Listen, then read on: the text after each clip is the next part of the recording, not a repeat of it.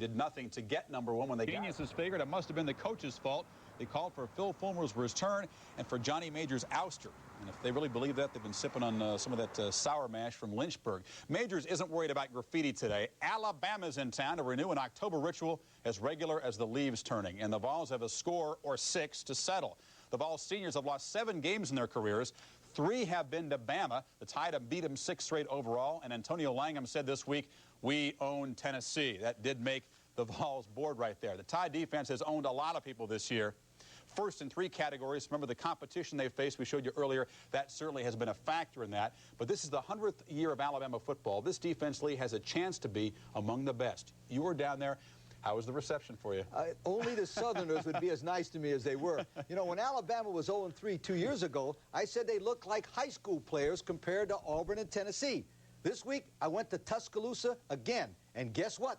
They've all grown up, and they're playing inspired defense. The names may have changed, but Alabama's defensive tradition still reigns over the streets of Tuscaloosa. Players work in the shadow of history, shaped by a coach who died while most of them were still in elementary school. Bear Bryant Museum, Bear Bryant Drive, that's all you see around this place. Does that name inspire you to be a better football player? Definitely, knowing exactly what Barry Bryant stood for and all the accomplishments that he had done since he's been here, it means a lot to the players, and, you know, we would just want to carry on the Alabama tradition. So far, Alabama has. They have the nation's #1 defense, allowing an average 6 points a game. Opponents have not scored a touchdown against the Tide starting defense. In order to win, and I believe this very strongly, that you've got to be able to stop the run. Well, we lead the country right now in stopping the run. That sounds like boring football. Who wants to go watch a team do that? I'm sort of a boring person, really. I'd just soon win the game 6-3 as 30. I'd rather win it 6-3 than 35-31. That's just my style. Stallings' style features large defensive ends. Number 80, Eric Curry, and number 94, John Copeland. Together, they weigh 530 pounds. Watch the quickness off the ball and the Alabama pursuit. It's hard to tell them guys not to go full speed in the drill, you know. They love hitting so much, I believe they hit their mother come Saturday. She had the ball. That's how much they enjoy contact.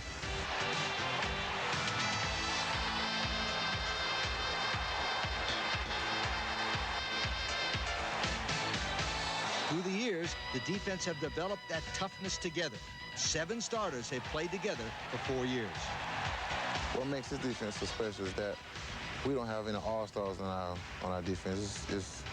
We're going out there as a team. We don't have the Keith McCants or Derrick Thomas there no more, you know. It's 11 guys with the same amount of talent that's playing football together. You really haven't played anybody any good so far. Do you think this Tennessee game is... Well, first of all, Colorado was a pretty good football team. Well, that was last year. Oh, that doesn't count. We played some teams that, you know, people don't feel have really tested us. But, you know, we played and, you know, we've done our job and we shut our offenses down. We're sort of judging them halfway through the year. The tough part of our season is just coming up, and we'll sort of have to see. This is a special game for you Saturday. This is not a game Saturday. This is going to be war.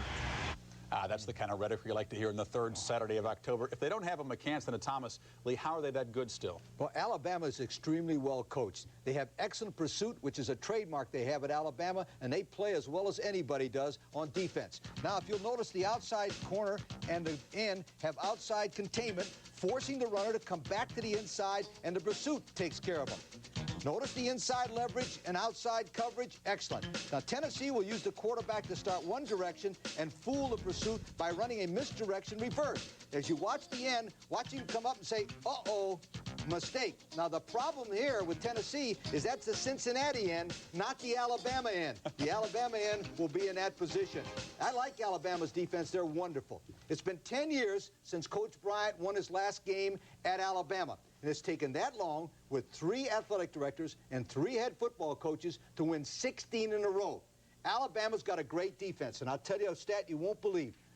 Against their #1 defensive team, the opponents have snapped the ball 191 times and had no touchdowns and only 1 field goal. That's why I like Tennessee in this one. Coach, I believe you because you told me I always believe you. If Alabama's defense shuts down Tennessee today, they could become college football's version of the Philadelphia Eagles defense in the National Football League, which is dominating. Now, you built me up on the Bama defense. You meant to pick Alabama, right? Alabama by a field goal. I would have agreed I want to with go you. back to Tuscaloosa, please. You got through Tuscaloosa and then gave me the wrong team. In Morgantown.